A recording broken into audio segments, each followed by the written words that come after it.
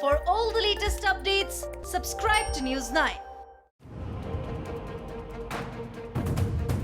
Days after United States President Donald Trump returned to the White House after getting treated for COVID-19, his doctor expects him to return to public engagements from October 10th. We are monitoring it very closely. The president's doctor further asserted that he has completed his course of treatment and physical examination. Today, the president completed his course of therapy for COVID-19 as prescribed by his team of physicians. Since returning home, his physical exam has remained stable and devoid of any indications to suggest progressions of the illness. Overall, he's responded extremely well to the treatment without evidence on examination of adverse therapeutic effects. The White House physician further said that Saturday marks 10 days since Trump was diagnosed with COVID-19 on October 1st. However, in the latest memo, the doctors haven't mentioned when Donald Trump last tested negative before his diagnosis.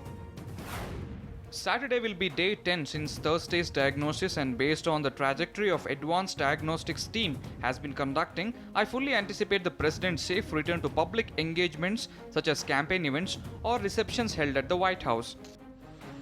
Meanwhile, Trump expressed his willingness to hold rallies for presidential elections after he returned from the hospital. And I'm standing in front of the Oval Office at the White House, which is always an exciting place to be. I got back a day ago from Walter Reed Medical Center. I spent 4 days there and didn't have to. I could have stayed at the White House, but the doctors said, because you're president, let's do it. I said, fine. You tell me what to do and I'm going to listen. These are great professionals. They've done a fantastic job. According to the guidelines from the US Centers for Disease Control and Prevention, a person who tests positive for COVID-19 can be around others 10 days after his or her symptoms first appeared.